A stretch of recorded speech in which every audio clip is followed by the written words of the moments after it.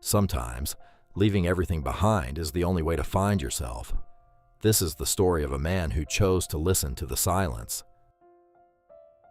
It was the fall of 2001. The world was changing fast, moving into a digital era filled with screens and constant noise. But in the heart of a giant metropolis, 28-year-old Thomas felt completely lost.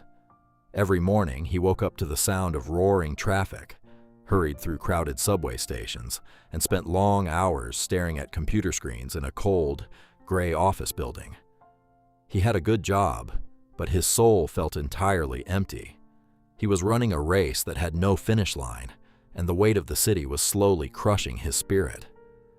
One rainy Tuesday evening, looking out at the endless sea of neon lights, Thomas realized he couldn't breathe anymore. He needed to stop.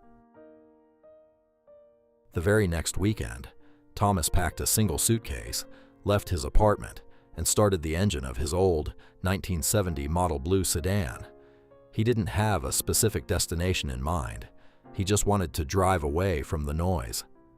He chose the slow, two-lane highways that followed the coastline, far away from the fast-paced interstate roads. As the city skyline faded in his rearview mirror, the air became cleaner, smelling of damp earth and ocean salt. For 2 days, he drove through quiet fields and foggy forests, searching for something he couldn't quite define. It was a journey born out of a quiet desire to find a peaceful corner in a loud world. On the third afternoon, just as the sun began to set behind heavy gray clouds, Thomas's old car started to make a strange clicking sound. The engine sputtered, and the vehicle finally came to a complete stop right at the entrance of a small, sleepy coastal town. The sign by the road read, Willow Creek.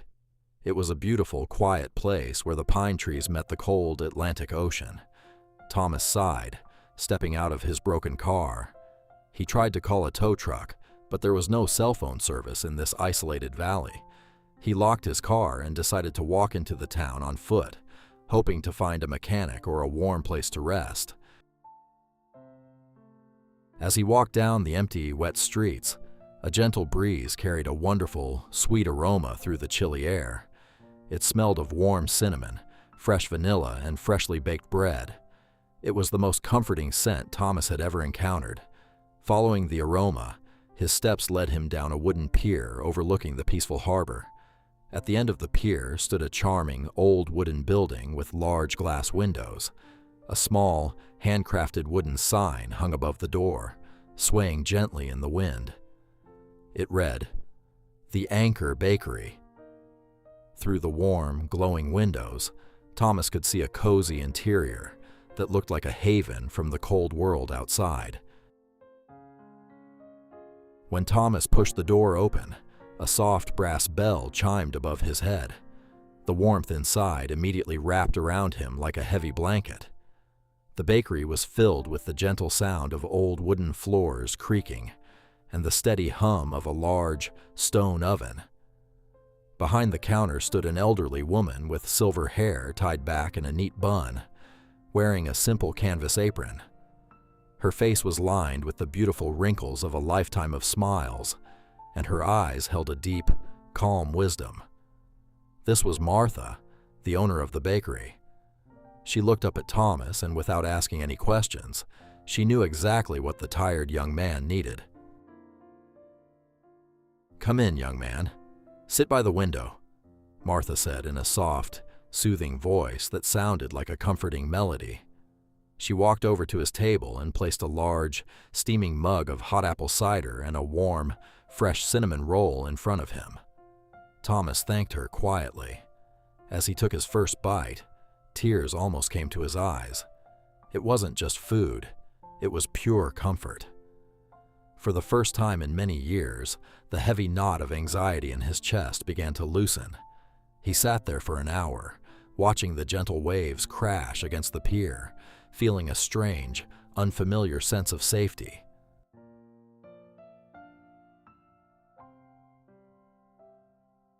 Thomas explained his situation to Martha, his broken car, his exhausting life in the city, and the emptiness he had been carrying inside.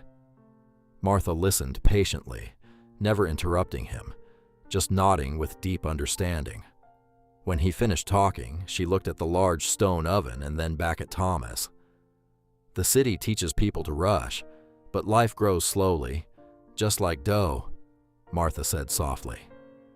"My assistant left last week, and my old hands are getting tired.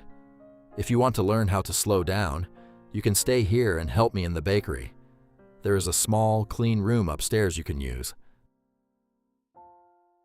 Thomas surprised himself by accepting her offer immediately. The next morning, his new life began. He woke up at 4 o'clock in the morning, long before the sun rose over the ocean. The air was freezing, but the bakery was already warm. Martha taught him the ancient art of baking. She showed him how to feel the flour, how to measure the water precisely, and how to use the strength of his hands to knead the dough with patience. At first, Thomas's hands were clumsy, and his back ached from the hard work. But as the days turned into weeks, he began to find a peaceful rhythm in the repetitive, honest labor. There was a profound beauty in the simplicity of his new routine. He was no longer staring at digital screens or responding to urgent emails. Instead, his world became about the temperature of the oven, the texture of the grain, and the morning light reflecting off the quiet sea. The local townspeople, kind, quiet fishermen and gentle shopkeepers, began to recognize him, greeting him with warm smiles every morning. Thomas was no longer a stranger running away from life. He was becoming a part of a small, peaceful community that valued human connection over material success. One rainy Tuesday morning, about a month after his arrival, Thomas was cleaning the old wooden shelves behind the flour station. Deep in the back corner, underneath a stack of vintage recipe books, his fingers touched a small, rectangular plastic object. He pulled it out and covered it with a thin layer of white flour. It was an old cassette tape.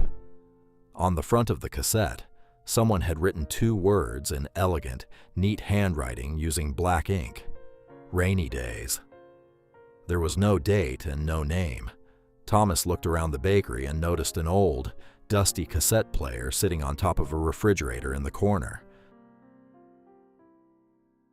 Curious, Thomas walked over to the machine, wiped the dust off the buttons, and pushed the cassette into the slot.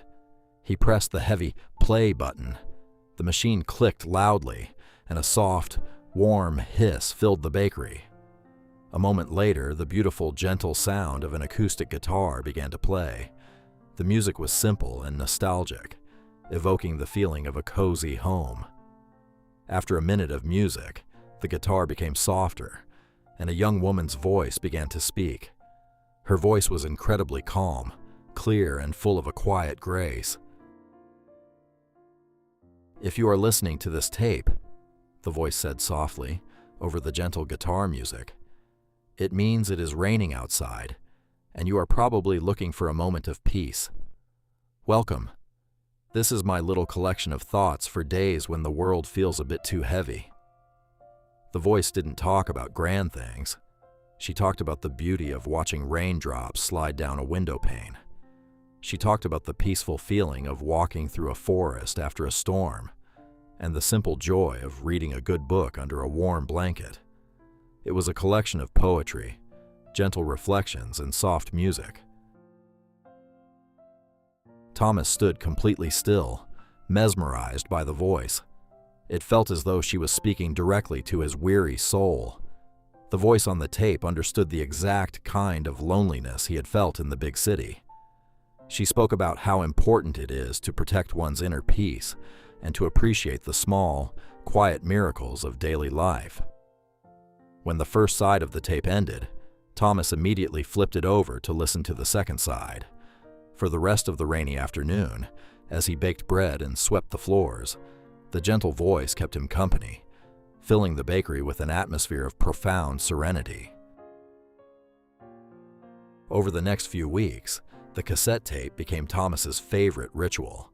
Whenever Martha went to the market, or whenever the bakery was empty on a foggy afternoon, Thomas would play the tape. He began to feel a deep, mysterious connection to the anonymous girl who had recorded it. Her words became a guide for his own healing process. He learned to look at the ocean not just as water, but as a symbol of patience. He learned to appreciate the slow process of life. The voice on the tape had recorded these messages nearly 10 years ago, yet her words felt completely timeless. One bright morning in 2002, an old delivery truck stopped in front of the bakery. A young woman stepped out, holding a large box of fresh berries from a farm nearby. She wore a simple knit sweater, and her hair was tied back with a beautiful vintage scarf. As she walked into the bakery, the bell chimed, and she greeted Martha with a warm, familiar hug. Thomas was working at the counter, arranging fresh pastries. When the young woman turned to face him, she smiled kindly and said, "Hi, you must be Thomas. Martha told me so much about you." When she spoke, Thomas froze. The flour scoop almost slipped from his hands. His heart began to beat rapidly. The voice, the exact tone, the unique cadence, the gentle warmth, was completely unmistakable. It was the voice from the Rainy Days cassette tape. He looked at her kind eyes and realized that the person who had been helping him heal for the past few months was standing right in front of him. Her name was Clara, and she was Martha's niece, who lived on a quiet farm just outside the town. Thomas smiled, a genuine, deep smile that came from the very bottom of his heart. He looked at Martha, who was watching them with a knowing, gentle smile on her wise face. Thomas looked back at Clara and said, "It is truly wonderful to finally meet you, Clara. Would you like a warm cup of coffee? I just baked a fresh batch of cinnamon rolls, and I think they are perfect for a beautiful morning like this." As they sat by the window, talking effortlessly as the ocean waves rolled in, Thomas realized his journey was complete. He had finally found his home, his peace, and his purpose. Our story has come to an end. Until we meet again in another story, take good care of yourselves.